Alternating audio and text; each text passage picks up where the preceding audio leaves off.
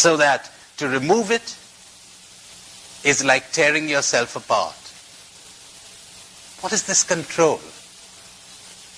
If you wish to understand this, think of a little child that is given a taste for drugs. As the drugs penetrate the body of the child, it becomes addicted, and its whole being cries out for the drug. To be without the drug is so unbearable a torment that it seems preferable to die. Think of that image. The body has got addicted to the drug. Now, this is exactly what your society did to you when you were born. You were not allowed to enjoy the solid, nutritious food of life. Namely, work, play, fun, laughter, the company of people, the pleasures of the senses and the mind. You were given a taste for the drug called approval. Appreciation, attention. You know, to the point where psychologists began to tell us that a child needs attention. You've got to give him plenty of attention after you've drugged the child. Yes. I'll be quoting a great, great man after a while. A man called Neil. Those of you in education have surely heard of him. A.S. Neil, the author of Summerhill. Remind me to recommend 2 books to you tonight. I'll write them on the board. I'm only going to recommend 2. And one of them is going to be Summerhill. Neil.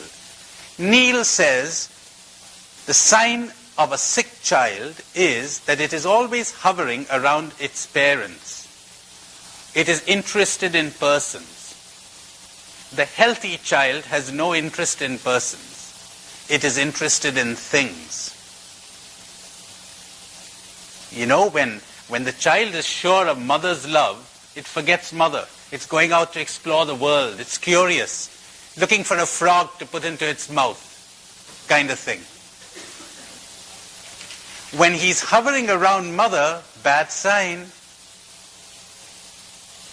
He's insecure. Maybe mother has been trying to suck love out of the child and not given the child all the freedom and assurance it wanted. Mother's always been threatening to go away in many subtle ways. All right, so we were given a taste for the drug called addiction, approval, attention. The drug called success. You've got to make it to the top. Prestige, get your name in the papers. Power, be the boss. That's a success story. People take orders from you. We were given a taste for this. Be the captain of the team. Lead the band. Having got a taste for these drugs, you became addicted and began to dread their loss. So the control. You felt terror at the prospect of failure, of making mistakes, the prospect of criticism from others. So you became cravenly dependent on people and you lost your freedom. Others now have the power to make you happy or miserable. You're craving for your drug. And much as you hate the suffering that this involves, you find yourself completely helpless. There is never a minute when consciously or unconsciously you are not aware of, you're not attuned to the reaction of others, marching to the beat of their drums. A nice definition of an awakened person is that this person no longer marches to the drums of society. This person dances to the tune of the music that springs up from within.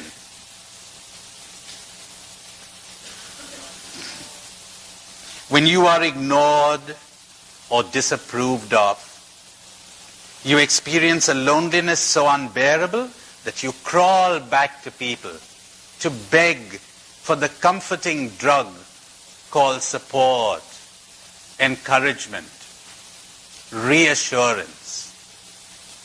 To live with people in this state involves a never-ending tension. Have you ever paused to think of that?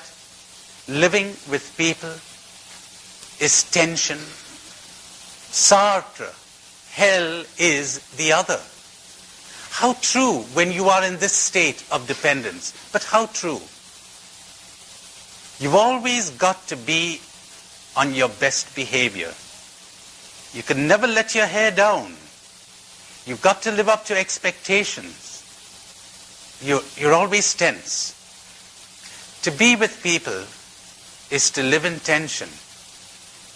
To be without them brings the agony of loneliness. You miss them.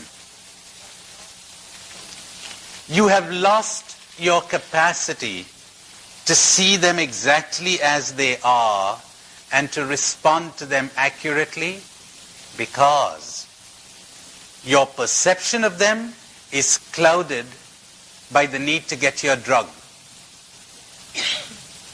You see them in as much as they are a support for getting your drug or a threat to having your drug removed. You're always looking at people, consciously or unconsciously, through these eyes. Will I get what I want from them?